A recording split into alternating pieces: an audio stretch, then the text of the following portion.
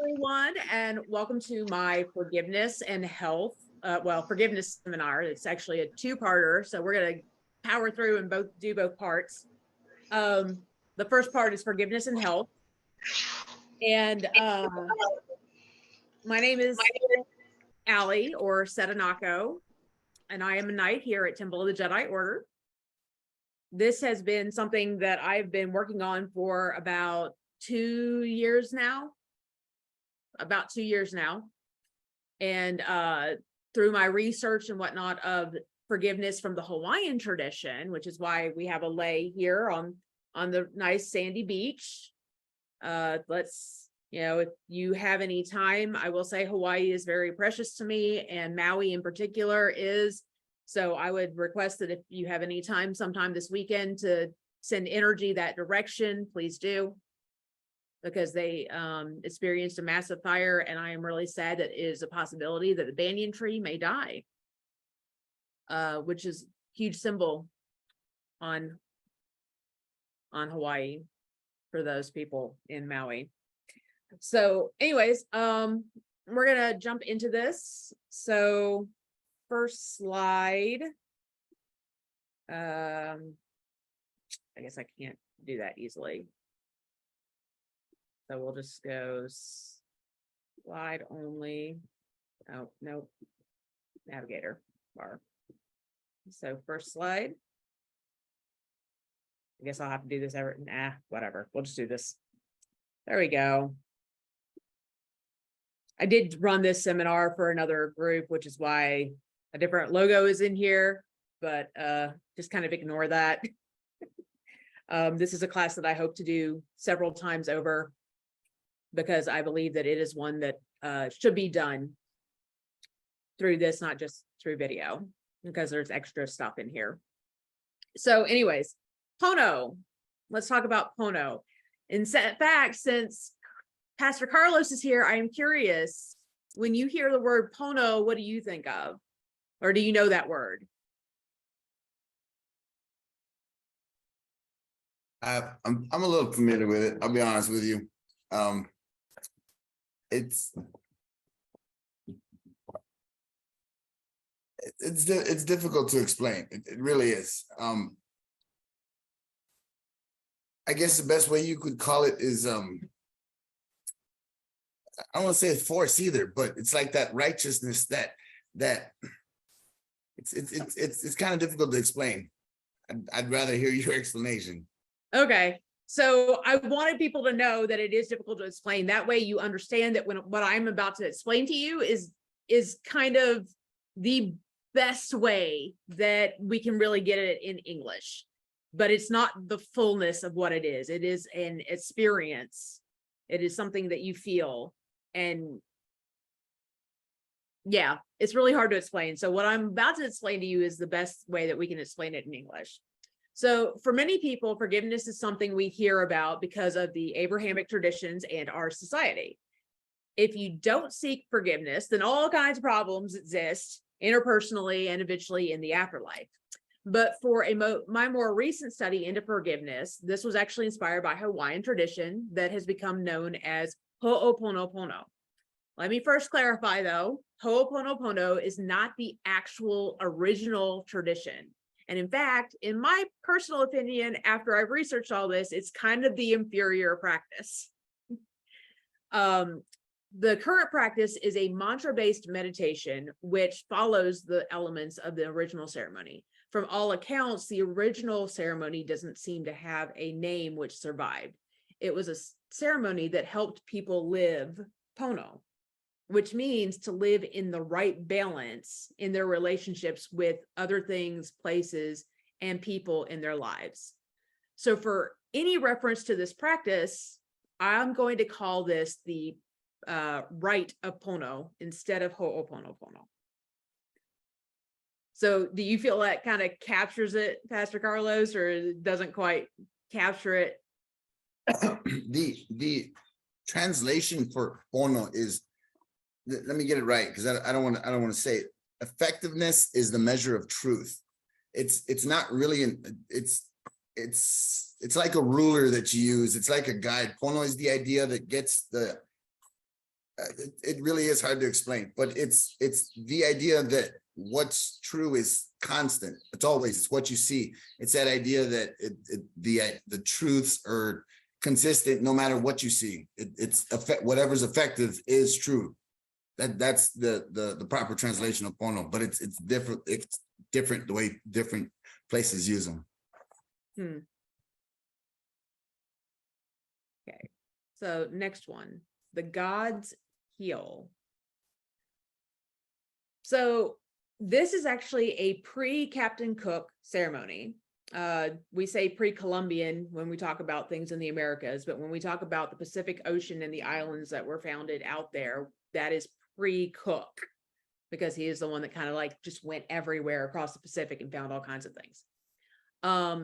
So this is a pre-Captain Cook ceremony, which we only have glimpses of in writings, and it carries an interesting facet to it. It was used to heal a person physically. The belief was that if you had a persistent illness, it was either because you offended the gods, you harbored ill will towards another person, or another person harbors ill will towards you. Now, I cannot be certain because, again, I said there's not a lot of resources written about this. It wasn't well recorded. But it seems a bit odd when you look at this and you see that you could be sick if someone harbored ill will towards you, or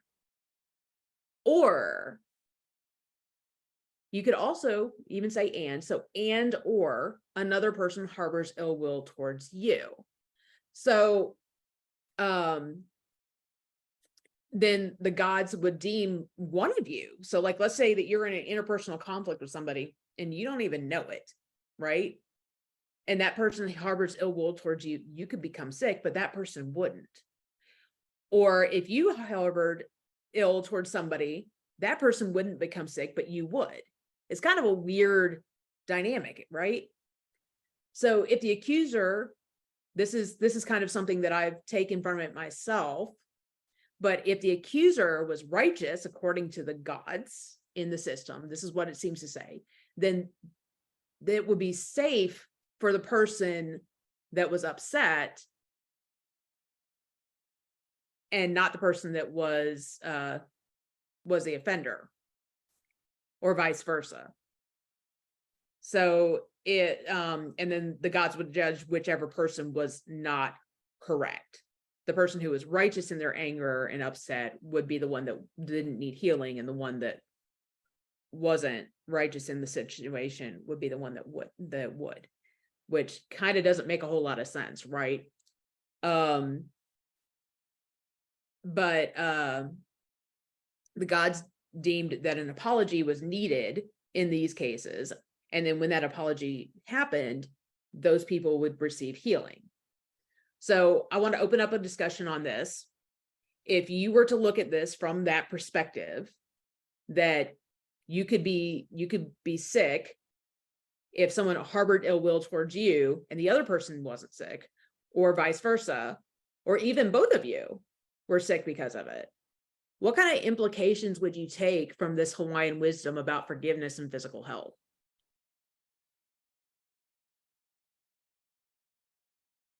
I got people looking at me like, what on earth are you trying to say, Allie?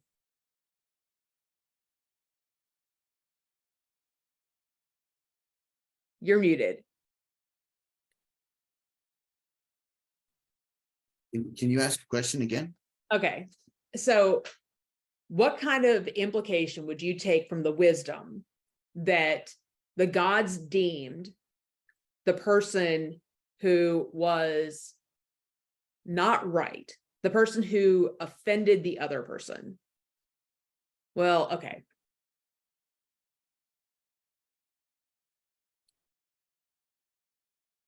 If the gods deemed you responsible for the hurt, that's a better way to put this. If the gods deemed you responsible for the hurt and pain of the reason why there's anger, whether you are responsible for your own anger and the other person isn't, or the other person is responsible for the anger that you have. Whoever is responsible for that anger would be the one that needed to get healed. Like they would have to apologize in order to receive healing from the gods. What kind of wisdom would you take about from this?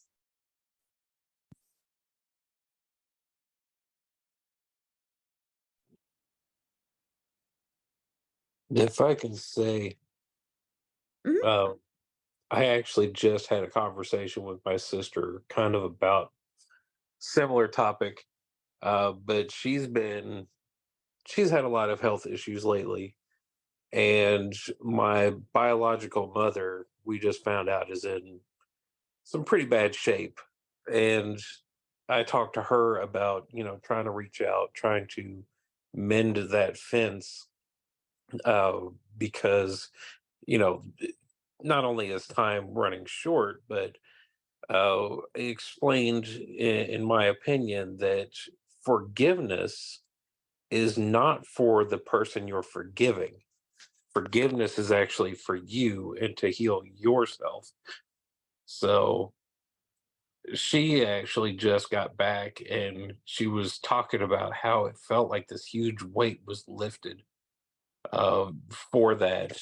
She didn't have the uh, internal struggles that she had had for years and years of this being built up. So I don't know if that really relates to what you're talking about or if that's helpful at all. It does. It does actually relate to it. That said, and I do believe that it is very much for the person who needs to apologize, but I also believe that it is absolutely also for the person that needs to forgive. Which is something that we'll get into here, and it developed because of my research into this. Previously, I believed exactly that it was always for just the person that needed to forgive instead of just for the other person. But I've come to understand it a little bit differently. Go ahead, Pastor Carlos.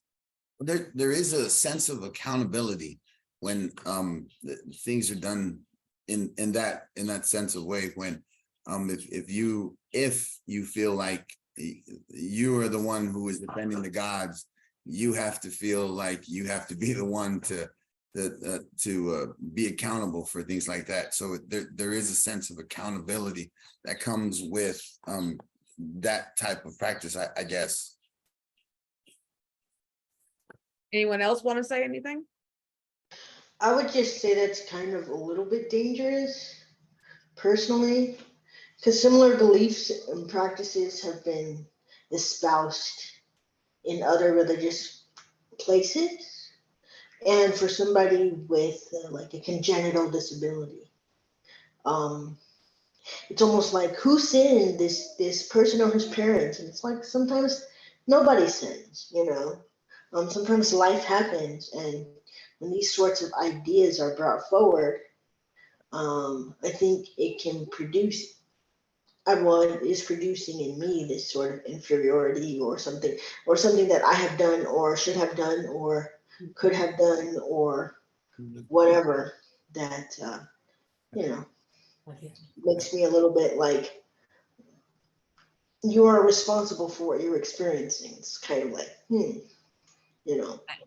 Absolutely. And that was one thing that I will say that was good about how the Hawaiians treated it. It was usually only if the illness was very persistent, not if you were born with it, but like something that just kind of arose. If you got the flu, then it wasn't really a big thing because the flu goes away after a few days. But this was more like if you got cancer and you didn't really know that you had cancer. And actually, I think that was one of the things that was really, like, there was a guy, he ended up hospitalized. Like, this is one of those surviving stories. He got hospitalized and he went through this ceremony. It was it is a communal ceremony. And after he asked for forgiveness, he was able to heal completely from whatever it was that was plaguing him. But it was so bad, it landed him in the hospital. So I agree with you though, because, and that is something that is definitely brought up in Christianity, where Christ, he's asked that about somebody. He's like, what did those parents do that caused that to happen? And he's like, sometimes it just happens. Doesn't mean anybody was at fault. And I came here and I took it away. So no, I agree with you that it can be damaging if you take it to an extreme and you look at everybody with that perspective. So I'm glad that you brought that up. So thank you, Rosalind. So what about if like somebody, like I've had friends die of cancer. So what about that one person was able to get healing and then somebody was not? So, I mean, these are questions.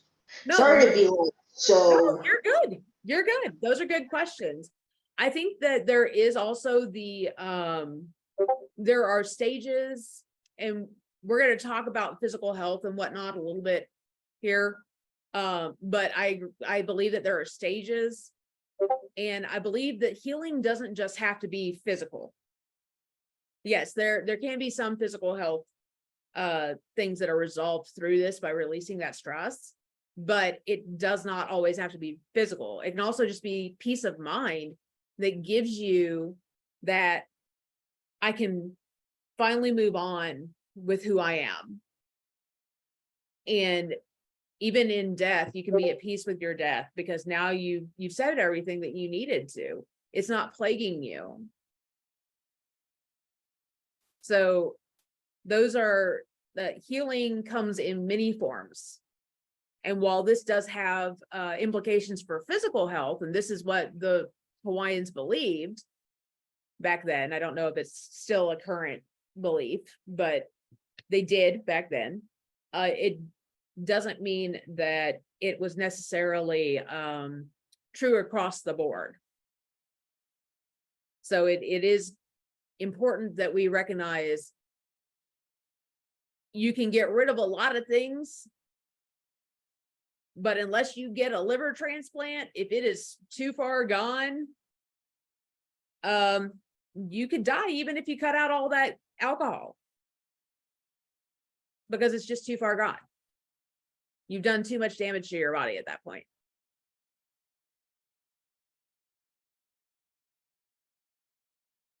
Anybody else have anything to say?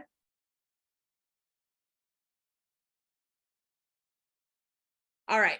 So my answer to, go ahead, novice, Davy Carr.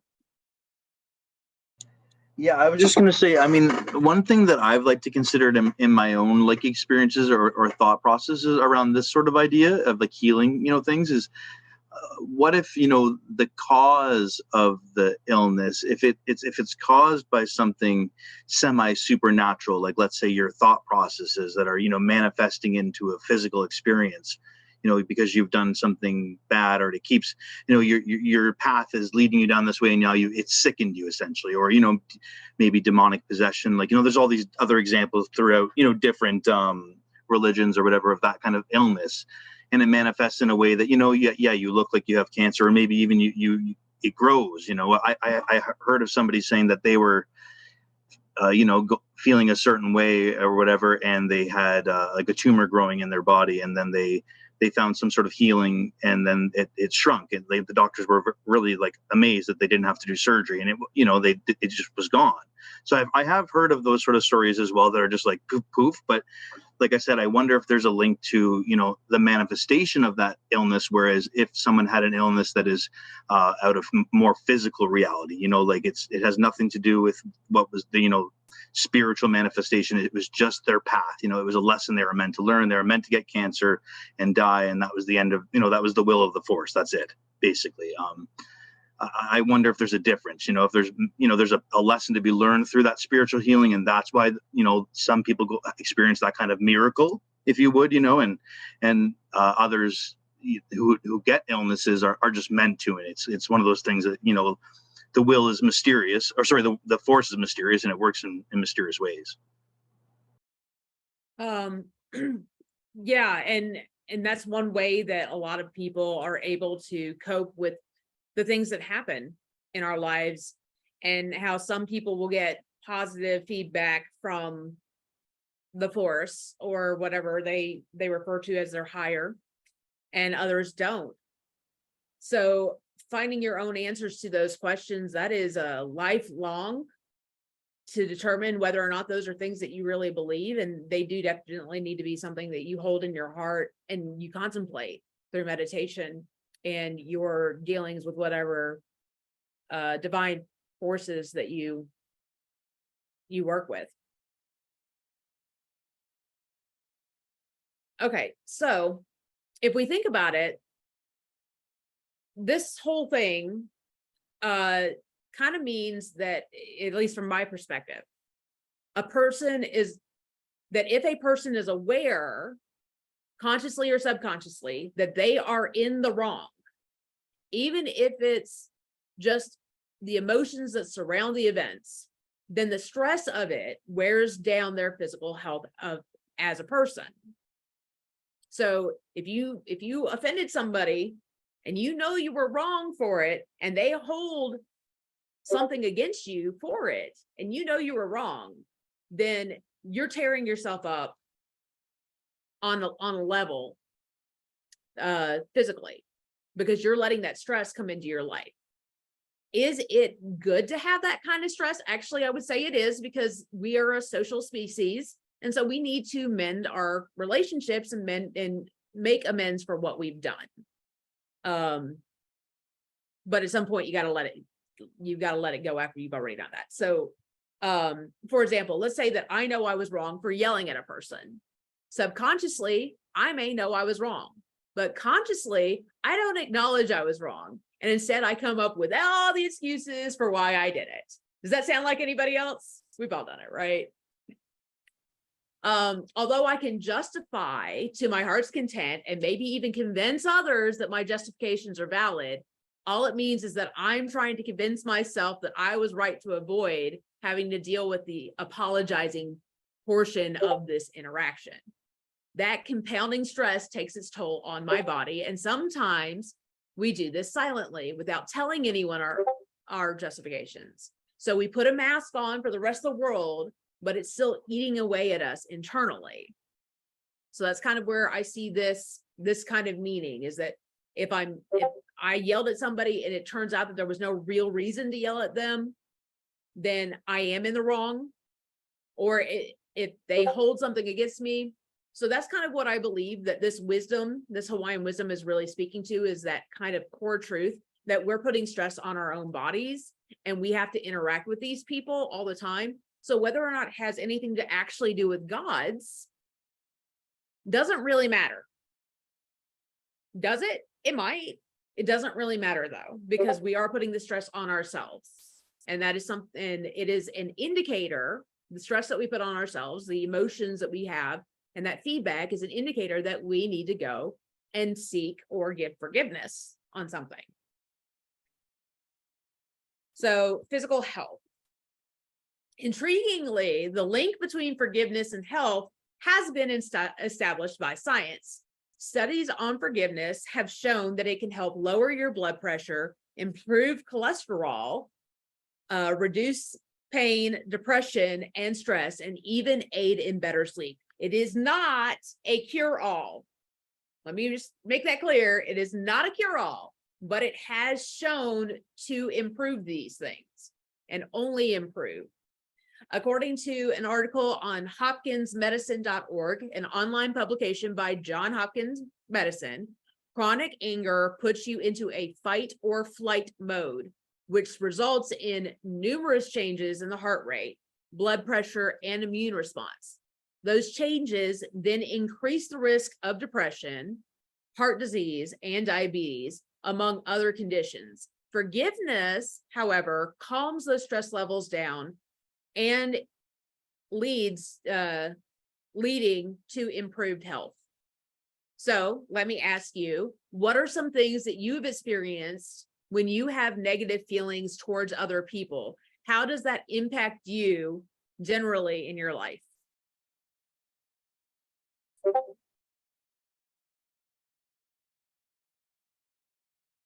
It does throw my day off when I'm mad. I won't lie. Somebody pisses me off, it throws my day off a little bit. I got to adjust a little bit. And I got to give grace a little bit more, and things upset me a little bit easier, but I have to get over that. That's just me. Go ahead. I guess it depends on how upset I am, you know, but for sure it can really it can completely make you lose focus, you know. And I think, like I was trying to say before, is like that's like your energy. If all of a sudden you're fueled in anger, or you're fueled in, you know, whatever, jealousy, whatever that strong emotion may be, it completely, like Arlo says, could throw your day off. But it could change everything. It could change the mood of everyone around you. It could change, you know, the customers you're meeting that day if you're at work or something like that and you deal with people. It could deal with, you know, maybe your boss. He was going to give you a raise and you happen to give him the wrong suggestion that day. You said the wrong thing, you know, and now he's, nope, you know, that's a different attitude from him, and I see a different side of him. So it can really make people change their opinion of you, right? Of who you are if you show the wrong people. And you know, for me, like if I feel like I'm at a, you know, I feel that way, yeah, I try to notice it right away and recognize it and say, no, that's not a place that I want to go. And whether I need to step away, have a shower, go for a walk, whatever it is at that moment, you know, like I try to get rid of it, because it is unhealthy. I feel like it's like drinking a toxic poison for me anyway. Anyone else?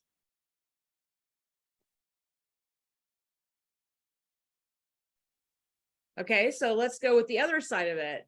Let's explore, how does it make you feel when you forgive them?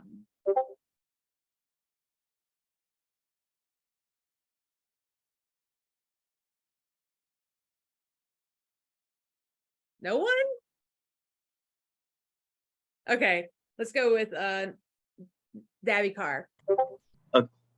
Sure. So yeah, I think it really is amazing. Like I'll give a quick one right now. I am in a big dispute with my parent, my dad, and my aunt, which I really have no part of. It's something to do with the passing of my grandfather. I was not there, nothing, you know, but they put me in the middle, and I'm their point because he's gone, right? There's no one else to really come at now. So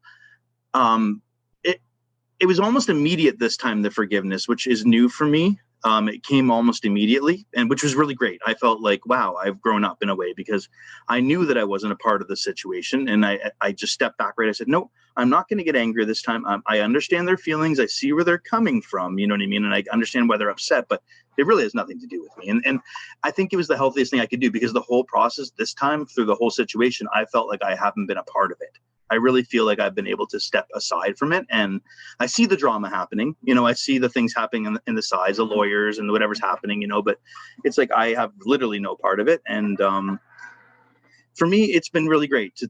I sit here and I send forgiveness, you know, as much as possible to them, and I try to send love to them. And I think that, you know, I know that they're hurting for their reasons, and I hope that they do, you know, and so, yeah, what it does for me is it really makes me be able to live my life. Really, it lets move on, you know.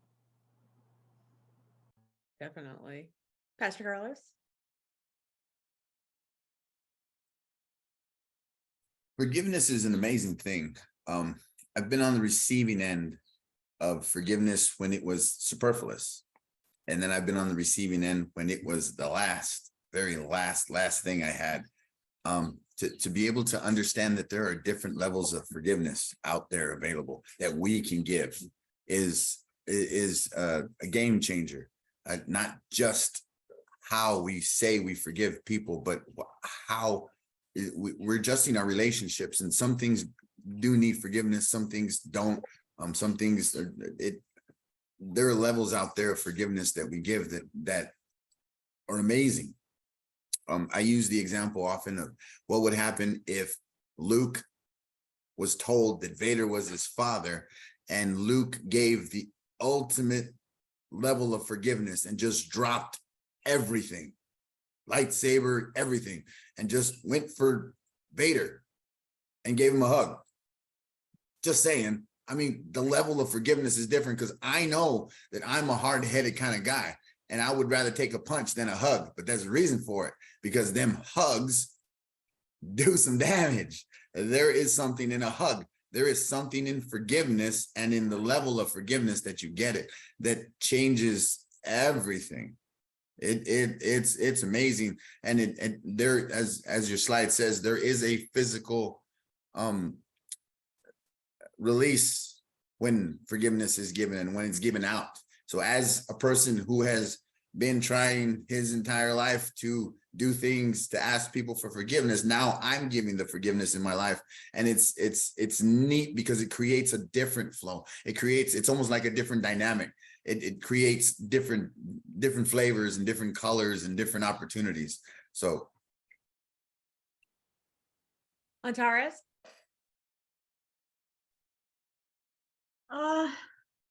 See, okay, yeah, I got it. It like forgiveness, I find that it offers a great deal of clarity into a situation. You know, when you can move past the anger and get to the point of finding a way to forgive, then you can find how to move forward. But unfortunately, part of the struggle is the sincerity in the forgiving. Yeah, that is true. Davy?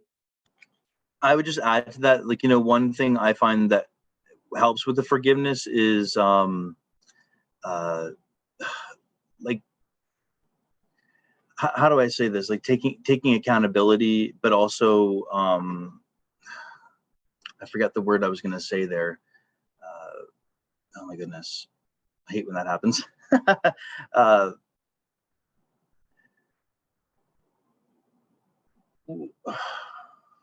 I forgot. I'll stop now. It might come back to me. Okay. Anybody else have anything they wanted to say? I was going to say that one of the best gifts about forgiveness is kind of a twofold. You don't let that person have power over you anymore, and you have this great sense of freedom from that, because they just can't make you angry and they just can't hurt you anymore. And I think another side that I've experienced lately too is when you forgive somebody, you're better able to see life from their point of view and from their eyes, and then you're able to give them compassion and understanding and feel for someone who may have hurt you, but they couldn't help it just because they were hurting inside or they were damaged and you happened to be in the way. So that's what I was going to say about it. No, I agree with that too. So for me, it definitely has a physical release. And I think the most powerful one I had was actually through the study of this Hawaiian forgiveness rite. Was I had to do that myself. Ironically, with the gods. I am what you call a monolatric Christian. I believe that those other deities exist, but I follow one. And through all of that, I have told off those gods more times than once, and I have no reservation in my mind that because I did that and all the stress that was on me over it, that's one of the primary reasons I developed cancer. Because I know that stress contributes to cancer. So I absolutely believe that that was a major contributing factor to me getting it so much earlier in life than the rest of my family.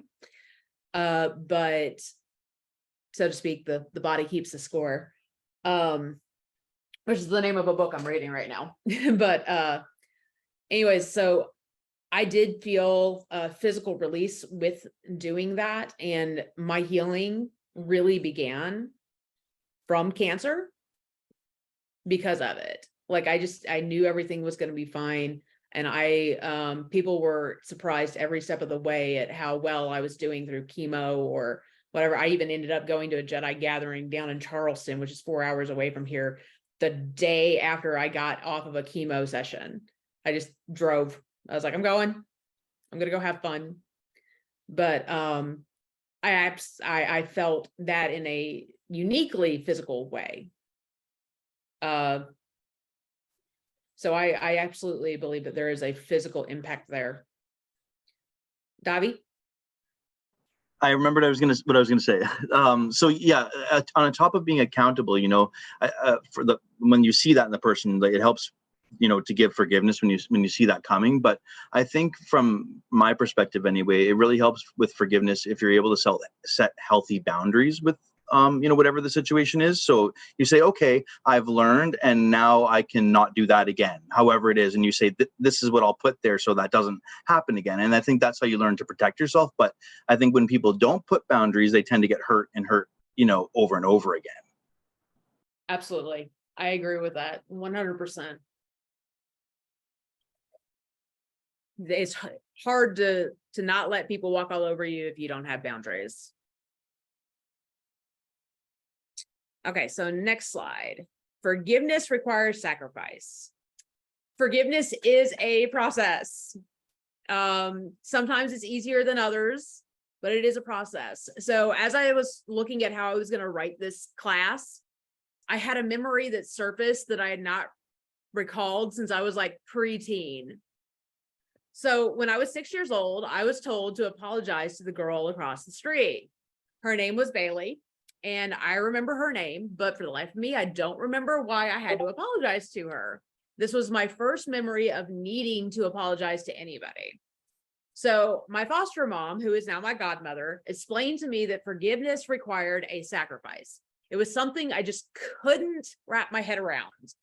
So instead of letting me figure out what that sacrifice needed to be, she told me to give Bailey my recently acquired heart of chocolates.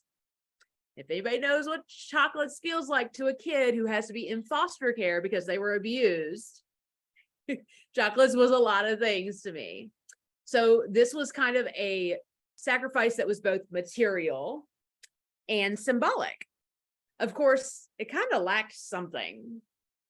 But when you're trying to communicate forgiveness to a child for the first time, it's a rather difficult task. So what I remember of the apology, though, was that getting those chocolates really lit up Bailey's face. That in and of itself made me smile as I walked away from the front door. Clearly, whatever I was upset over at that age wasn't important enough for me to hold on to. So today, however, I find myself needing more time to forgive actions. I understand the world better than what I did when I was a little kid. And so there are more complex things for me to get emotional about. So what things are and aren't important enough for me to invest in emotionally, I've already had that figured out because I'm older. And I'm sure that that's the case with everyone in this room, that as you age, things that get you upset are more complex than what they were when you were a kid, because you're learning more about the world. Whether it's politics are getting you upset, or your problem with the neighbor next door because they're being ridiculous and they want to be the HOA person and you don't even live in an HOA or whatever. So this kind of makes the idea of forgiveness requiring sacrifice that much more impactful to me today than it did when I was apologizing to Bailey. It's not a material sacrifice. This is a sacrifice of the self. So in order to forgive, you need to sacrifice the things that make you angry in the first place. Some things are easier than others, like sacrificing your upset for someone calling you a bitch, while others are a little more difficult, like sacrificing the pain and loss of someone at the hands of a murderer. Incidentally, the Bible tells you that this is something that people don't really catch. The Bible, I'm not saying Christianity, I'm saying the Bible, because Christianity takes a step further, tells you that you only need to forgive when you are asked to forgive. Christianity today teaches that this should go a step further and aligns more with what was the case with the rite of Pono. And that is, you need to forgive regardless. So let me ask you guys what you think the Jedi Code teaches, or temple doctrine.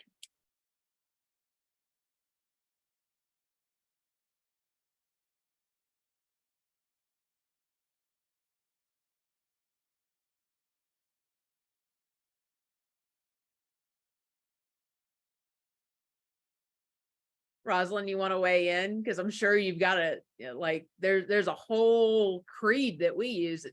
Tot Joe. I'm pulling up stuff now. Oh.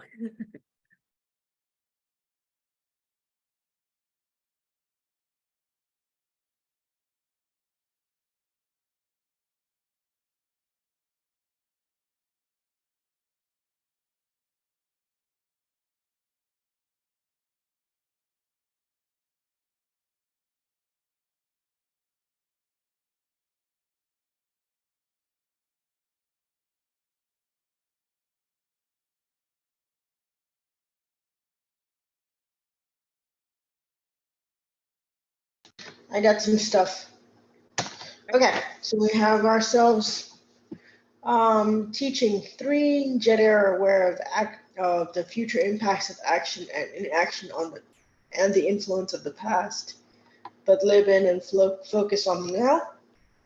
We let ourselves flow like water through the events around us. We embrace the ever-changing and fluid world, adapting and changing as it does. Teaching 4 Jedi are wary of attachments, both material and personal. Jedi understand that well-being consists of physical, mental, and spiritual. All these relate to forgiveness.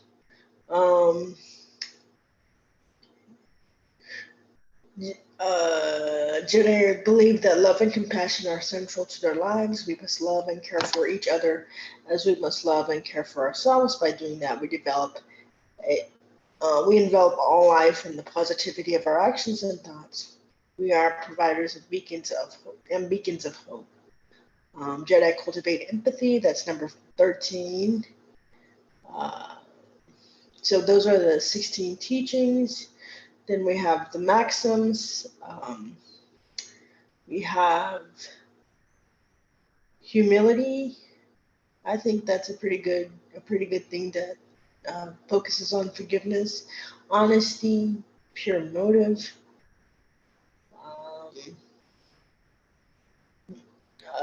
integrity, and harmony. Those are all aspects. Those are the 21 maxims. There are probably more that I've forgotten, but those are the ones that stuck out for me. And obviously, there's the creed, right? The creed is all about at the first like 5 stanzas, right? Where there's hatred, I shall bring love. Where there's injury, pardon. Where there's doubt, faith. Where there's despair, hope. Where there's darkness, light. Where there's sadness, joy. And obviously, also the second stanza, right? I shall never seek so much to be consoled as to console, to be understood as to understand, to be loved as to love. For it is in giving that we receive, it is in pardoning that we are pardoned, and it is in dying that we are born to eternal life. So that's all of them. Sorry if I took them all, and people were going to say. Good, you're good. You actually only named 2 of the ones that I have in my 3 setups. So, okay, so Gabby, let's go with you first, since you had your. Well, I mean, obviously, I think forgiveness is like the base core of being a Jedi at the end of the day, for sure. But I just saw 0.7 in it, really, of the 16 teachings. I'm not sure that she read that one. It was Jedi understand their limitations. We recognize and take responsibility for our failures and develop a level of modesty about them. So they recognize that they make mistakes and they want to almost, and they get modest about it. You know, that's what that makes them imperfect, but that in turn makes them perfect, you know. And then it says we respect the right for others to disagree and understand that they themselves are not perfect. So they're recognizing that others will make mistakes, and that's natural. So as long as they're modest and they admit them, then that's okay. All right, Antares. I'm trying to think of the best way to word this. Like for me, there's a little bit of a separation between like forgiving the person directly and finding forgiveness like within myself towards a deity. Like, you know, where you bring up Christianity to where, you know, you sort of like, oh, repent your, you know, what you've done to others, or, you know, and ask for forgiveness from a deity.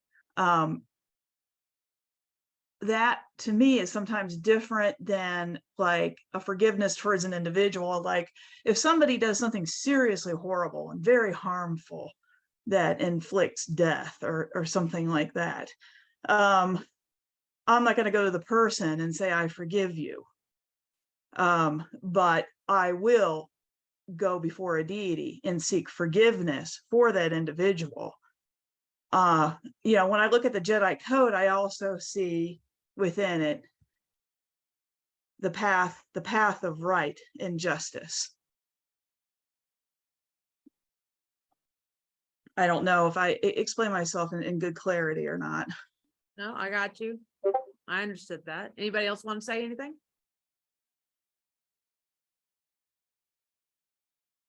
Okay, so I include our doctrine as part of the Jedi code. Like I'm not one of those people that's just like, oh, it's just that 4 to 5 line code. I include the entirety of the doctrine as part of the Jedi code.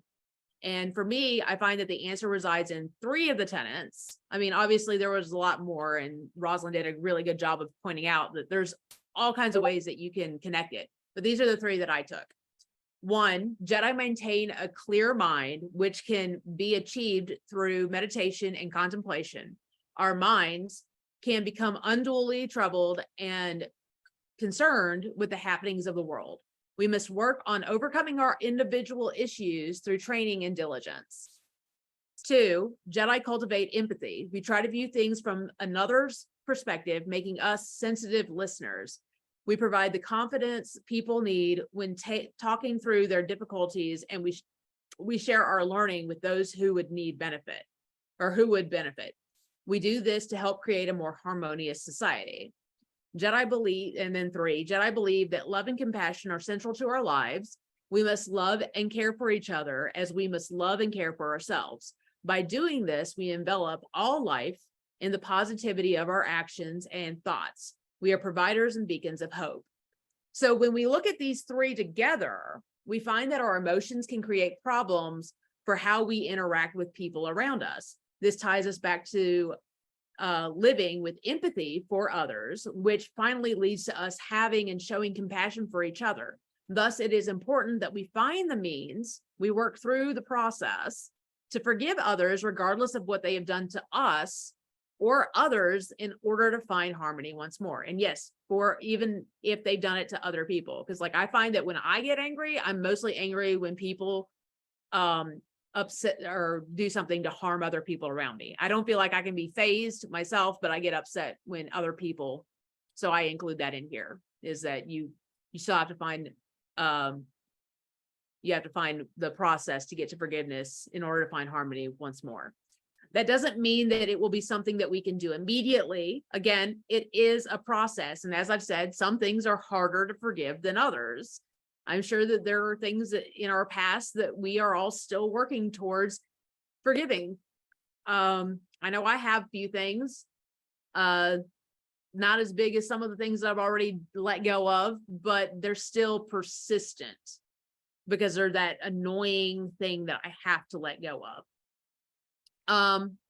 Okay, so when the rite of Pono failed, in Hawaiian tradition, if the rite of Pono failed, that is someone could not forgive the other, or one of the parties could not overcome the thing that continued to be a repeat offender. The answer was to remove the parties from one another. Excommunication from the village was considered a compassionate response to the problem. Today, the way we do that would be to simply remove a person from our lives, cut them off of Facebook, block their phone number, or in more serious cases, getting a restraining order or getting them put in jail. This helps to prevent future stress. Presumably, again, I say there's only so many sources of material out there. So presumably in Hawaiian tradition, they gave people chances to prove that they were working on it. But when that failed to be the case, it was okay to say, you can go elsewhere, but you can't come back here. So today, however, the most serious of cases, you may well need the space in order to find a way forward towards forgiveness. The constant reminder of the events that led up to your upset or anger with someone is its own barrier to healing. And even finding a means to forgive that person may be impossible until they are removed out of your life. So if you want to, this is an opportunity for anybody that wants to talk about if they have ever experienced the freedom of removing somebody out of their lives, even when they didn't want to. You don't have to talk about it, but if you wanted to say something about how you felt about that, or how you feel about it now that they're out of your life, you can say now. And just kind of like share with the class.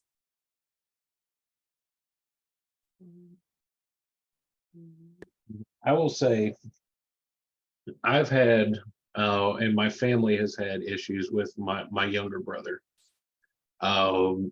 He has a very toxic personality, and not for spite or any will. He just has no control over a lot of things that he says. He had some health issues early on, which I have been able to forgive a lot of what he has said just by understanding that some of the health conditions that he had has contributed to how he acts, and being able to be away from him and not have that constant toxic environment has been the only way that I've been able to accept how he's been and how he treats other people, because he's not right there, and it's not the constant, okay, he's just being a jerk type thing, but being able to step back and out of the picture and saying, this is more, I can see him better from afar than, when he's constantly there.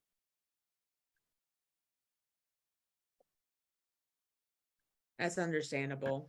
I know that I had a friend, or my friend had a friend, that he would say, "Oh, they're very toxic," and hearing it from him, I would believe him, but I would be like, "Well, what have you tried this, or have you tried that, or have you tried this, or have you tried that?" Because I always like to give people the benefit of the doubt. But then we both started to talk to them, and it became difficult to engage with them. So we did end up having to cut them off. We do pray for them quite frequently, but it just became too much for us to continue to have relationships with them. Anyone else want to share? So I know for me, it's had, like in the last year, I've had to cut somebody out of my life that I was really, really close to. And I didn't think I could do it. But after I did, I realized that it was a lot easier for me to forgive everything that he was trying to push onto me, and other things. There are still things that I still have difficulty like kind of getting around, but at the end of the day, it is easier for me to do that now that I don't have to hear him constantly talk about those things that I really just couldn't get my head around, and I didn't want to have to argue with him over it, but I found myself arguing with him constantly about it. So I believe that there is value in cutting people off if you can't reach a place. I don't think that it's the best method, because I do believe that there should always be an opportunity for you guys to reconcile. But if it's like the definition of insanity is doing the same thing over and over again and getting the same results and expecting something different, sometimes you just can't take it anymore. So there is value in that, and no one should ever what is the word? Shame you. I don't believe anybody should shame somebody for cutting someone out of their life, because it is what they need to get towards healing. All right, welcome back. So this is the Labyrinth of Release and the Rite of Forgiveness. So let's talk real quick about what the Labyrinth of Release is. The Labyrinth of Release is a rite for funerals, but you can use it for other things, like if you needed to, if you were using it at the close of you finally completing your 12th step with alcohol. And this would be like kind of a way to just say goodbye to it forever, or hope, like just kind of a ceremonial thing. Or you can, but it's originally written for funeral ceremonies. Actually, it was kind of inspired by a number of different sequence of events that happened from about 2008 to 2015 or 16. I don't remember when I actually finally created the Labyrinth of Release, but I went different places. I even went to Temple of the Jedi Order looking for a funeral rite because people kept asking for one at just various areas of the community. And because they had lost somebody who really loved Star Wars, and they're like, what kind of a funeral would you guys do for someone who was a Jedi?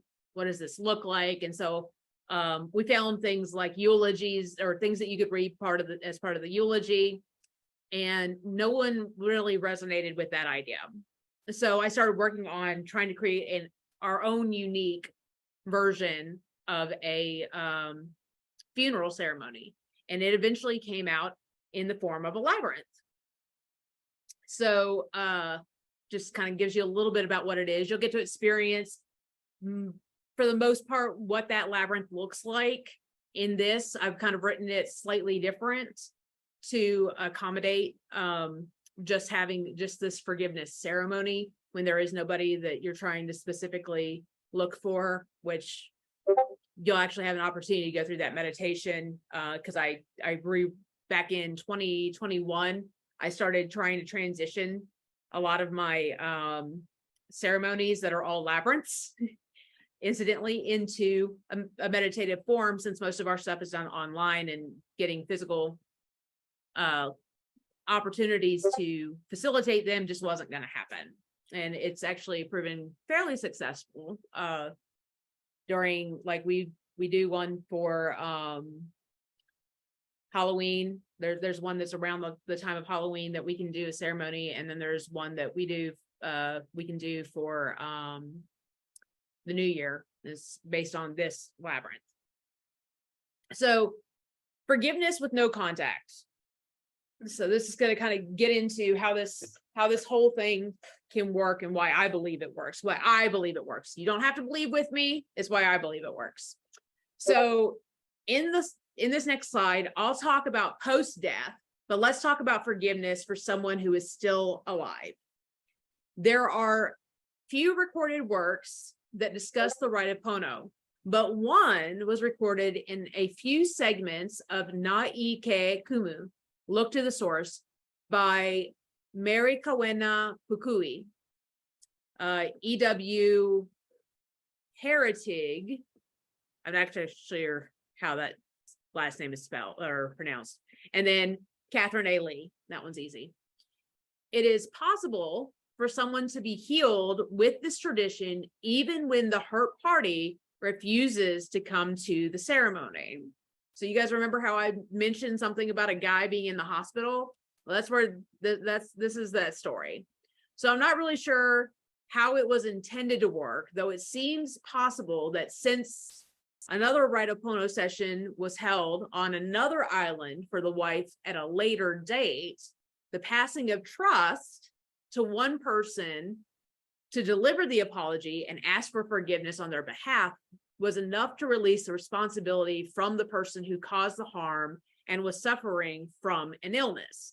In this sense, it is possible for that, for the attending Akua and or Amakua, recognizing that the husband's willingness to admit his wrong and entrust it to a third party would be enough for him to be healed from the injury he had. and release the remorse he had from his illness. Did that make any sense to anybody? Am I making sense? Because I recognize that this is all verbal and it's kind of hard to. Anybody needs me to clarify, ask me questions now, because that's how it's going to be clarified. It sounds to me like it's forgiveness through proxy. Yes. Yes.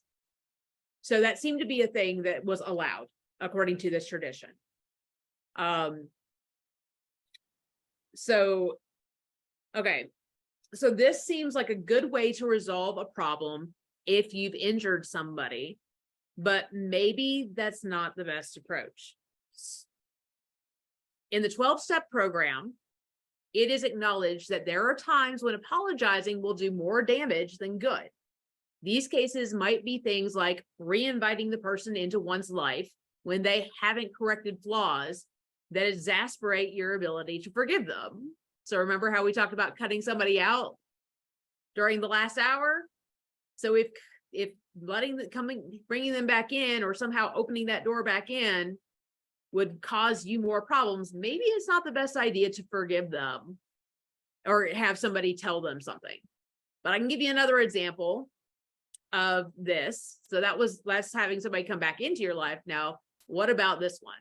So let's say that you needed to ask forgiveness of someone because you stole their only means of getting a job. So pretend for a moment that the reason you did it was because they were physically abusive to you over the course of years before you finally wised up and left. But about 2 weeks prior, you disabled the car so badly that when the other person would need to purchase a new car before they could go anywhere. So you know that you got back up on your feet because or you knew that they would get back up on their feet because they had a decent support network. But as a result of you taking out that car, they lost their job and ended up at a fast food restaurant locally where they could never make it back up to getting a better job. So through the grapevine, you've learned that the individual still has no idea who put water in their gas tank. The problem is, if you apologize to them, even by a third party, you may well invite them back into your life, and it could cause its own stress, completely undoing the stress you were trying to undo with the apology. Or there is also the possibility that by telling them who did it, that will take it far worse than you hoped, creating stress for them. And they, I don't know, develop cancer or whatever because they're angry at you for the rest of their life, and they, whatever. And then they take it, or they could even take it out on somebody else because they're just that angry. So even just letting them know that you are aware of where they are and what their state of their lives are is unsettling at this point too, because now they know you're spying on them. So there's all kinds of reasons why it might not be a good idea to somehow find someone to actually deliver the apology. So the 12-step program doesn't seem to excuse people from making the hard apologies, but it does ask you to be mindful of realistic damages that may occur from delivering an apology, which I find is very appropriate for the Jedi path, because we are asked to be mindful with the understanding that Jedi are aware, Rosalind, you might recognize this one because you used it. Jedi are aware of the future impacts of action and inaction and of the influence of the past. So obviously the other problem of forgiveness when there is separation is that you might not be able to find that person to say you're sorry. So for these instances, it may seem like forgiveness is out of reach. Of course, I personally don't think it is. So before we move on to the next slide, I want to ask you all, what are some reasons you believe it may not be best to ask a person's forgiveness directly, even though you feel you need to? I can give an example. Okay. It's a very personal one, but I'll open up a little bit. I was actually in a work environment, and I had just met somebody there. We were kind of friends, and we did go on dates, but it wasn't exactly date. We weren't having any sort of relationship beyond the actual like eating and talking kind of thing, and it was nice. It was like the first time anyone had kind of listened to me. I was ending a relationship of mine that had been 10 years. So it was a really good, relationship that I had created. It was really built on all the wonderful things that you should with a friend or anyone, that it was all based on honesty and truth. And they told me all the horrible things about my life that I should be changing. And, and it was really great. It was a perspective I needed at the time, but it was at work. And unfortunately, people had found out about our relationship, and they used that against me in a way that was negative. So I had, HR was involved, and I was told I wasn't allowed to speak to him anymore and all these kind of things. And so I was not even allowed to reach out to apologize or even to explain what was going on, which made it really, really difficult. And there were some lies told in, stories that were construed to basically fabricate this. So this went on for me for about 2 years, even though after, I was not, even after I left that job, but about 3 months into that, I couldn't do it. I didn't bother. I couldn't get a hold of them because they saw it from a different perspective. They had been fed all these lies. So that, I couldn't even give that apology until I think like I said, it took about 2 years of space and maybe a couple of long emails back and forth, saying this is where I'm at now. And so, yeah, I in that case, I physically could not apologize because of people intervening, people stopping me, rules and other things, getting in the way. Yeah, that's difficult. It was the worst thing in my whole life. It's probably the worst situation I've ever been in because I really cared about that person. They did a lot of good things for me, and it took 2 years just to sit down with them and have a moment. It was a beautiful moment, and it was, full of forgiveness, and there was a lot of emotion there, and it was really good to see all the, the walls break down and the truths come back and everything. But yeah, it was hard, and it was really hard to sit in that patience, of being like, well, I know I can't do anything, and until they're ready, I can't really, make them forgive me or make them see my side of what I was a part of that I couldn't tell them. I was not allowed. And Taras? Yeah, I had I guess a similar situation, but not exactly the same. I was in a work environment, and it was like a job that I valued greatly. Our group was very close knit, so we would go out on weekends and things like that together. And after a while, one of the members within my group had started developing feelings for me, which I didn't reciprocate. And after a while, he became angry and not only verbally abusive, but started physically threatening me. So I tried to go to our manager, the guy above. He was a valuable and intelligent mind, so he didn't want to intervene in any way.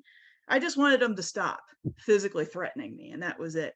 So eventually I had to go to HR because I wasn't willing to give up my career. And so he ended up losing his entire career.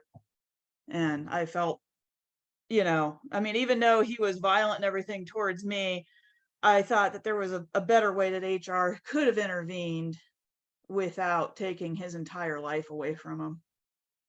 So there's no way I could ever go to him and ask for forgiveness. He would totally probably just punch me in the face. There's also something to be said for like re-traumatization. I don't know how to explain it, but like, I can forgive someone, but I can only there's a lot of stuff. Like I have a lot of history, right, where people have treated me poorly, and even going into those environments and seeing those people can cause me to have like psychological flashbacks. And so, there has got to be like a level 0 forgiveness. Like, okay, I forgive you, but like, don't expect me to let you back in, or, as if the thing has never occurred. It had occurred, um, it occurred. And so, don't expect a lot from me, but I do forgive you, and for that to be valid. Davi? Yeah, on the other side of things as well, like Antara said, our situations are very similar. And although I wasn't violent to anyone, I did have that experience where, those people felt like they were protecting themselves by alienating me. And the people I was working with, we had other troubles. So they used this situation to solve other issues. They didn't want to lose their jobs because they were bad at their job or whatever it was, so they ended my career. And so I was the person who had my career ended. So I would just say, as to Antares, as the person on the other side who was basically destroyed by people for whatever reasons it was, I forgave them because I believe that everything happened for a reason. And even though my career ended, I was actually so happy to spin and move on to the next chapter in my life because I didn't want to be doing what I was doing anyway. So it all really worked out like in my favor. Even though I know I was in the right and I was doing the right thing, but I think that anyone, they realize, if they're mature enough, they can realize that they learned a lesson from that situation. And I mean, I wasn't innocent. I played a part in it. I accept my part that I played, and whether or not I was meaning well, we all play a part. So you have to accept that. And I think once you do that, you can kind of start to forgive everybody in the situation. Well, I guess that was the way I was trying to phrase earlier, that there's like forgiveness to where I ask for forgiveness, to my deity. But on the other hand, there's boundaries and there's lines of demarcation that can't be crossed in real life. All right. Here's where you get to learn some history from me. Forgiveness regardless of place and time. I have another story for you. The reason I believe that you can ask for forgiveness at any time, that through the Force, one spirit can reach out to another, even beyond death. I'm going to explain to you this picture here that is the best crafting I can give of what I saw. When I was 5, my family was subjected to constant abuse from my biological father. A couple of decades later, when I finally told my mother this memory, I would learn that during this time frame, he was a practicing pagan. It is important to remember that this incident occurred when I was 5 years old, but that my father did not die until I was 11 years old. My brother and I were laying down on the floor watching my mother reading in the living room when I saw something that kind of paralyzed me in place. My brother didn't see it, nor did my mom. But there, next to her chair, a ring of fire sprung up from the floor. And when it died down, my father was there standing and pleading with my unaware mother to forgive him for all the pain he caused.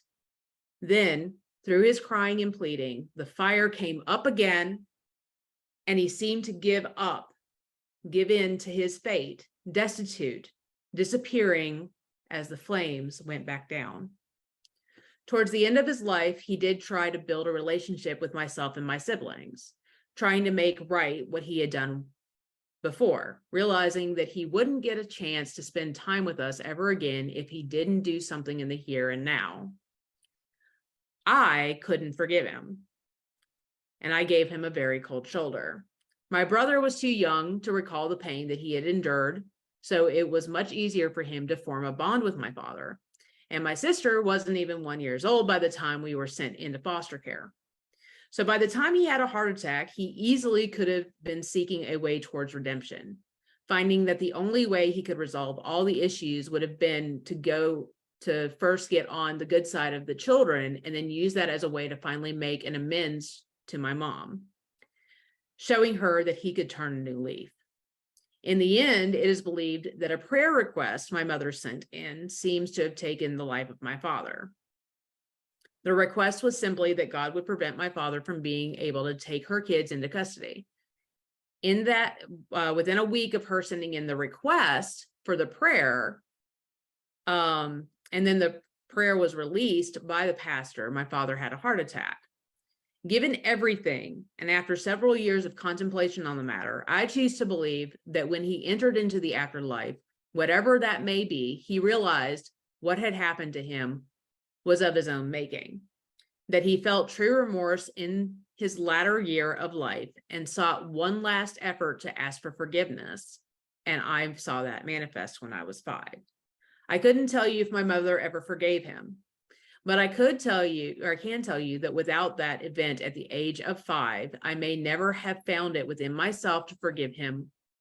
I may not have even believed that if I forgave him, it would have mattered because he was already in the life beyond. But maybe, just maybe, the reason he fought for my approval at the end is because he sought, because my soul reached him when I finally forgave him. You don't have to believe as I do to gain the benefit of forgiveness. This is my story, my experience, which leads me to my personal beliefs of how the Force works in this matter. But maybe the most important thing that I can take from everything is that regardless of what the truth is, forgiveness does heal. I've watched it help all manner of people, even when they could not speak directly to a person and forgive them directly. Some give their message of forgiveness to a God in hopes that it will be reached, or it will reach the person. Some simply pretend that the person is right there, that they need to forgive, and they do it in a symbolic way, or they write a letter that never gets to them. So for the discussion on this slide, in your opinion, what is the true value of forgiving people after they are no longer part of your life? Well, I think it releases at least that animosity maybe that you had for them, or the lingering feelings you might have had for them. Like I had to forgive my mother and father, my foster mother and father, for the abuses and things like that. But I had to do it when they were no longer alive, because that's when I felt like I could do it. But it does release some of that animosity maybe that you have, or that one might have. Anyone else? I agree with Roz, and that goes back again to what I was saying earlier about how a lot of times forgiveness is for the individual doing the forgiving and not the one that's receiving. So yeah, along that same lines, forgiveness is a two-way street, in that there's a roadblock between you and that other person, or you and being a better version of yourself. And when you are harboring that frustration, that hatred, or animosity towards a person that has wronged you, that you're not going to be the best version of yourself. You're not going to heal yourself, while holding on to that grudge. And when somebody passes away without you being able to confront that or deal with that anger or frustration, it can multiply that anger within yourself, and not being able to resolve the situation. And so dealing with that, releasing it, letting go of that pain and that suffering that you're dealing with on your own, because that person's gone and isn't feeling the same way you're feeling in that struggle. That's a part of that, is that healing for yourself, to release and let go of that frustration, that pain that you're suffering, especially now that they're gone, because you can't confront it the same way you could if they were living. So in dealing with that, that's an important factor of your personal health and growth, um, of dealing with that situation. So. Anyone else? Rite of forgiveness and the labyrinth. For the Jedi, I created a Jedi funeral ceremony that I have come to understand can be useful to let go of something. The foundation of the ceremony is in the idea of Jedi letting go of attachments. This sought to do Do so in a healthy way where you learn something from the journey you had with whatever it is you need to release, be it a person, a pet, or even an addiction. In 2022, based on my studies of the rite of Pono, I added a rite of forgiveness. This rite isn't just for you to speak on forgiveness, or to seek forgiveness. It's also for you to receive it. Recall that I personally believe that a person can reach beyond time and request forgiveness as well. That is something that can be done in this space of the labyrinth.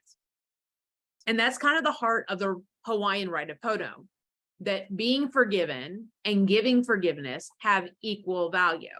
Thus, the rite of forgiveness at the center of the labyrinth of release is born both from this principle of the rite of Pono and the different facets of the 16 teachings.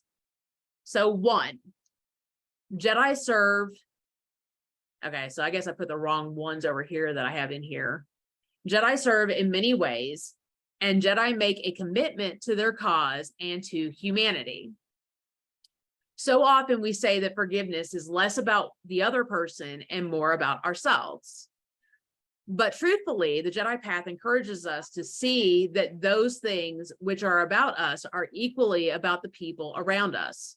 To believe that the Force, as Qui-Gon Jinn describes it, is an energy field created by all living things and that it surrounds all things and penetrates us, then we should also accept that whatever energy we put into the Force affects everyone, not just the people at the center of a conflict, but it also informs the energy shared between the people at the center and echoing across our sphere of influence. Kind of going back to the classes of that Zero did the other day. Jedi cultivate empathy. If we take empathy and the line of the Jedi Code, which states Jedi respect all life in any form, then we find that withholding forgiveness from another person is not only against the Jedi path, but it flies in the face of everything we Jedi should stand for. This is something that is at the heart of the original trilogy, where Luke has to forgive Vader for everything he's done to him, his friends, and the galaxy. Some of these are crimes that I'm pretty sure we can all agree were unjustified at worst, and others cruel and unusual at best. Anakin seems to want to hear in the end that he was forgiven. And Luke felt his father should be given an opportunity to live free of his past. We see this by him trying to sit there and say, no, we can save you, we can save you. In this way, both Luke and Vader could receive closure they desperately needed. 3, Jedi believe that love and compassion are central to their lives, taking both our commitment to service and empathy as they manifest together. We find that the most compassionate response to others around us is to forgive. This allows a person the opportunity to be free of their past, which is one way that we can offer someone a pathway towards personal peace as guardians of peace, which is the declaration of the Jedi path in the alternative Jedi code reading, Jedi are guardians of peace in the galaxy. So let's open up the discussion. In what ways do you believe forgiveness relates to the Jedi path as you understand it? I mean, I know we kind of talked about this earlier, but we were specifically going to the temple doctrine then. So let's just talk about it from what you see as this now. I mean, you touched on it right there that Jedi is supposed to forgive. I mean, we believe in redemption. Like that is the story of Luke and Vader is redemption. So no one is truly gone that we can forgive and see a good side in them. That's I mean it's a key element of being a Jedi is that we work towards a peace and compromise in taking care of each other and looking out, helping develop the best version of someone, even if they've made mistakes, had faults, had failings, that they're not really lost, that they can be still have redemption, still be saved in that sense. Go ahead, Debbie.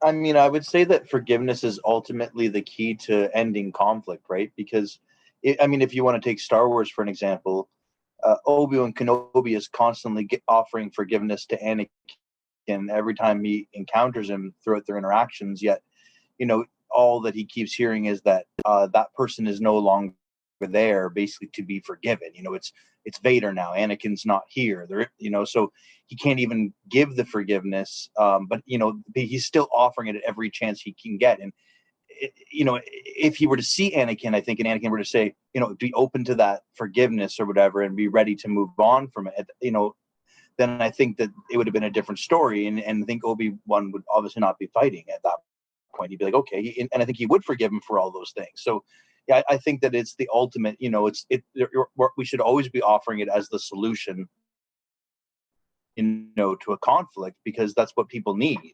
So I think in Jedi, you know, terms or whatever, in our world, it should be like a key thing that we're always trying to do, especially in conflict. So to add to that, I read a piece the other day where it was talking about in Rebels that Ezra was talking with Yoda, and Ezra's you know, asking how do they defeat the Sith? How do they win? And Yoda's being cryptic as he always is, um and he tells Ezra to go to Malachor or find Malachor, and so they go to Malachor and they find the remnants of a great battle between the Jedi and the Sith. And Ahsoka said, or Ezra asks who won, and Ahsoka says no one won. And the storyteller talks about how this is potentially a great lesson to Ezra and Ahsoka and Kanan, that you know, that fighting the war, no one wins, and only when you submit and forgive that blessings are given. And in this case, you know, eventually Kanan is knighted by the Grand Inquisitor, you know, the guardian of the temple. Um, I didn't mute myself, I don't think. Okay. No, I'm still talking. Yeah, you're still talking. uh, but that and so and they're fighting, and the Inquisitor, you know, basically, are you going to die? You know, you're going to die, and you know, and Kanan says, if that is the will of the Force, and so be it.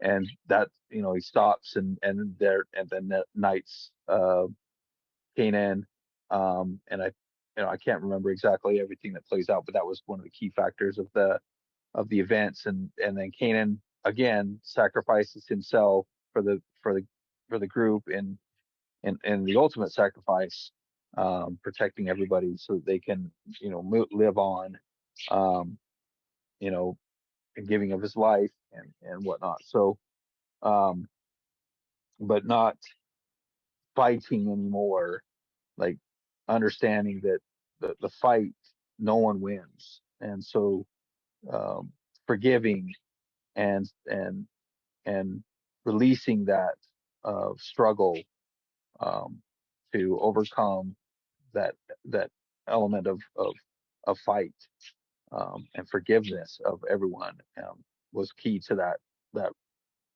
storyline, and realization that that's kind of the factor of, if we continue to fight, then, you know, nobody really wins. So we've got to forgive and allow people to grow and develop and that sort of thing. So yeah. Karina? Hi. My take is actually a little different, because something that really led to a lot of healing for me was learning that forgiveness wasn't a necessary process for healing. Forgiveness to me was, or my equivalent to forgiveness was acceptance. So for me, when I was, before I was able to get there, acceptance was the biggest thing that I needed to go to. So there's no ignorance, there's knowledge. It helped me understand the multitude and the complexity of why another person behaved how they did, but putting the responsibility on me to forgive the wrongdoer actually traumatized me more, because it made me feel guilty for not being able to not accept that something awful had happened to me. A lot of trauma survivors do also carry this guilt. And for me, it was transferred from religion, which that's been a whole other process of why I think that there's a dangerous aspect of pushing an idea of that forgiveness is the only way to healing. Because if you focus on the fact that there is still something that happened to you and nobody's acknowledging, and you're being forced to move past it when you're not ready to, then there's a lot more damage that can go and happen by bypassing how you feel.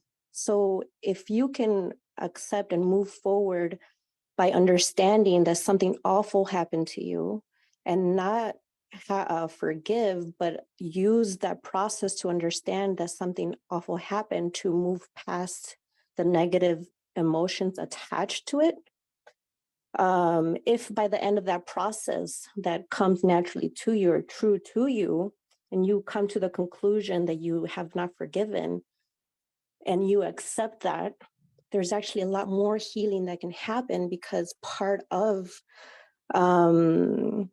being compassionate and being loving is also being able to do that for yourself, right? And you said earlier that forgiveness is, sacrificial, but when we do that, especially as trauma survivors, we are sending ourselves a message that we don't matter, that our feelings don't matter. So there's a portion of that process where we have to acknowledge that something shitty happened to us, that something awful happened to us. And even though everybody says that maybe we should move past it, if we can give ourselves permission to allow ourselves to be angry, to give ourselves the compassion to acknowledge and see it, so that the negative emotion attached to what happened to us can be released, that is where the healing happens.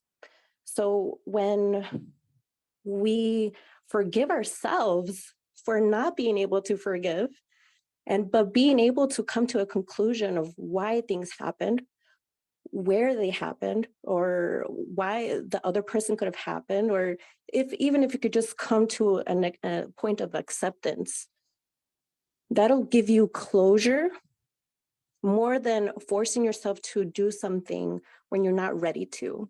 If at the end of that process that the negative charge is there, I think there's a lot to say about how Jedi need to be compassionate towards themselves.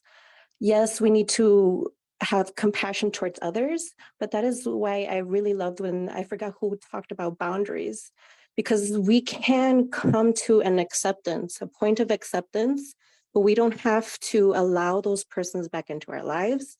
And this is where I think the word of forgiveness gets a little. I was gonna say this is a problem of the language getting so disseminated, because when we say, like, a lot of people, you're right, this is one of the problems that we have when people talk about forgiveness. They just say, oh no, you just need to get over it and whatnot.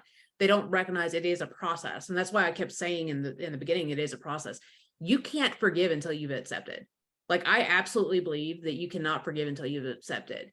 Saying Yeah. I forgive you, that is meaningless if you haven't gone through the work to actually do it.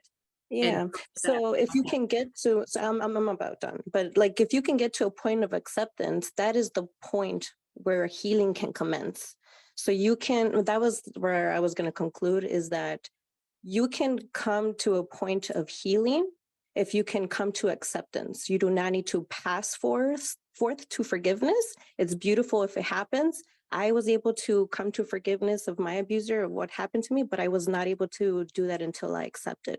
And in order for me to accept it, I had to know that it was okay for me to be angry. And that is the spiritual, usually the bypass that a lot of people do, because there's a lot of negativity attached about being able to witness real emotion or darkness within us, but it is within accepting or seeing or witnessing that where a lot of it, where we can finally let it go, because a lot of anger, negativity, emotions are the parts of us that were never witnessed, that were never validated, that weren't seen. So there's a lot to do around there. But for me, I don't think that for my Jedi path that you have to necessarily forgive, but you have to accept.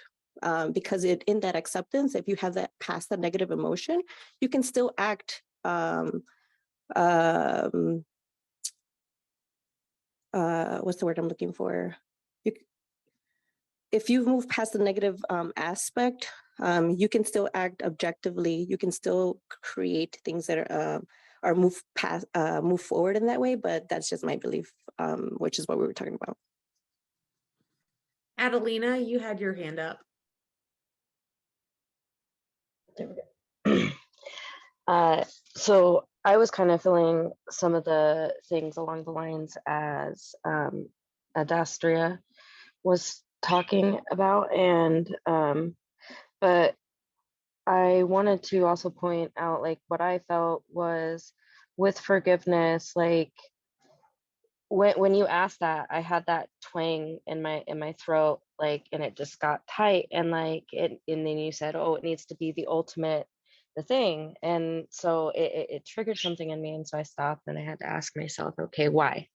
So I try to do that more often, like when things happen like that. Why did I not like that statement?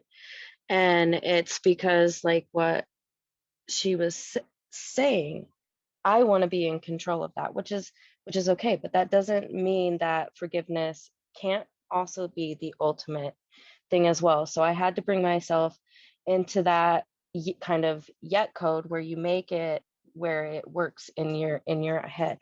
And so, like, think about a snake and it getting to a point where it's getting hurt on something.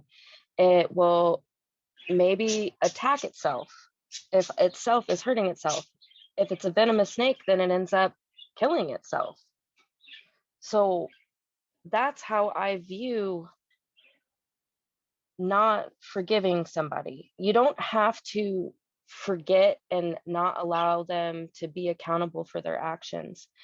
But if you hold on to it, it's like you're going to walk through your life. You're going to go through this journey constantly gripping onto, say, this sharp stone, and it's going to cut into your hand the entire journey.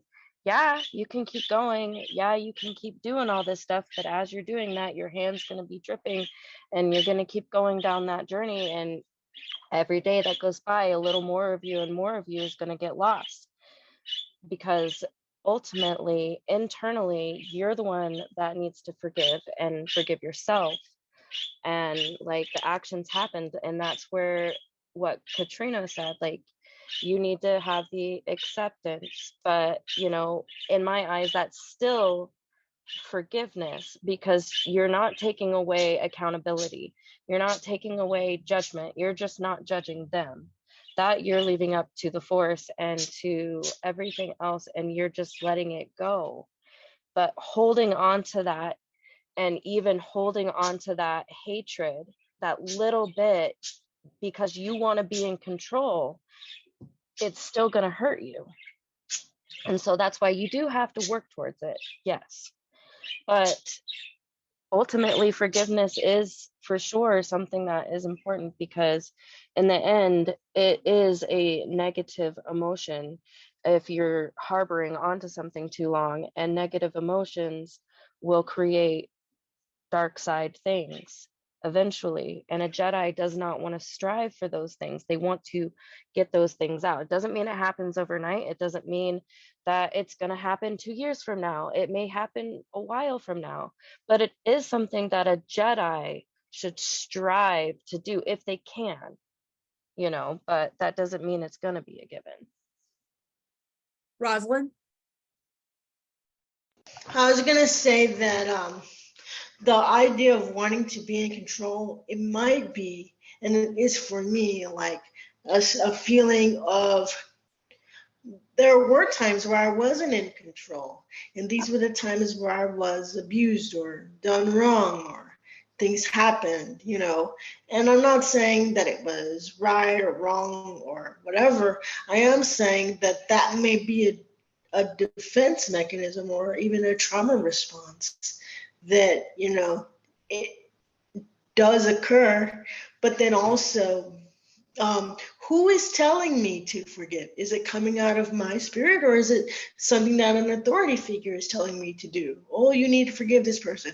One, maybe that person hasn't been through the same thing I have, or they're not experiencing the same thing that I have. And so, having them say, oh, you need to forgive that person, that's an objective view. That's not a subjective view. So, and It's not fair for somebody else to tell you that. That has to be something you do on your that own. has happened before to me in churches and Oh no, I know. A lot of people do it.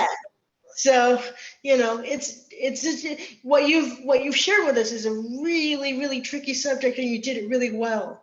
I will say, I will be vulnerable and say that it was triggering for me, but I really appreciated what you brought forward to us. But yeah, so I think that wanting to be in control, just to reiterate, might be a defense mechanism, or it might be something that, but not invalid. So being able to work through that on one's own time and not to be judged for that is also very beneficial. I think that a person in a community that feels safe, feels respected, feels understood, will let go of those things in time, I mean, I'll admit it. There are a couple of people in the community that I haven't forgiven yet. I'm actually, one of them is prolific in the community, and I might be on the path to forgiving them. And they've more than once come at me. So it's a journey. It's part of, and when I say it's part of the path, in my opinion, and from what I can draw from what the code and the doctrine say, I say that from the perspective of, it doesn't mean that I'm going to just do it. Like, it's a process. It is absolutely a process. And I might die with a lot of people still on my mind that I did not forgive. We don't always live up to what the path says that we should. So that's something else that we should always keep in mind too, is that we can't always live up to the perfect standard of what our path says. Nobody in Christianity, nobody can be Jesus except for Jesus. Like, it's just not a thing. So I think Dami Carr was first. Thank you. Yep. So one of my favorite things that, my mom taught me and I've kept with me my whole life is, and she's a tough woman, forgive, but don't forget, and I think that goes back to the boundaries thing. You take, and if you want to adopt that as a Jedi, to me, that means forgive, but don't forget the knowledge that the lesson gave you, whatever that may be, you keep that with you. So if it's something that you have to set strong boundaries because of that knowledge, then you do that. And then that, that helps you move forward and feel more safe. Like we talked about, feeling safe. And I think that and whatever that time is that takes to build those walls, or whatever it may be that you need to do, like Rosalind said, that's all okay too. With 10 years, 20 years, your whole life, 2 lifetimes, that's okay. I think that some wounds are really, really deep. And, you know, when you look at deep spiritual talk, wounds of our souls are very hard to heal. And yeah, some of them do take more than a lifetime to heal, at least from my perspective and opinion. Damien? I just wanted 2 really quick things. First, I kind of missed chiming in because I was switching between my phone and my computer. But earlier you had asked, should we wait until somebody asks for forgiveness, or should we go ahead and forgive? One of the points I wanted to make on that was sometimes you can't wait to ask because they may not know that they harmed you. And they may be harming others, not even knowing. So by the act of forgiving, they may bring awareness to themselves and what's going on, and may help them become better because they may not be aware. The other thing I wanted to say was that it's really not, I don't remember who said it, but mentioning forgiving yourself. One of the big things we talk about in our business every year, beginning of the year, they talk about forgiving people that have harmed you. And he says the first person you need to forgive is yourself for holding on to those things and letting those things actually hold you back. So this is where I end the video, and the rest of the class went on to do a guided meditation through a labyrinth where they had an opportunity to meet somebody that they needed to forgive, or that needed to ask for forgiveness. Now, normally these things could be recorded, but I actually have a very strong belief that such meditation, such guided meditation, should not be done by yourself. You should have someone that is there that you trust to guide you through the meditation. So if you are still interested in doing this meditation, you can hit me up anytime. Give me a message and we can schedule an opportunity. Or if you would feel better doing this with your training master, you can reach out to them and ask them to talk to me about getting the script so that they can guide you through it. So I just want to say thank you for pushing through and watching the entirety of this workshop. And I hope that you enjoy the rest of the summer camp, as well as maybe take some things into your Jedi path moving forward. May the Force be with you.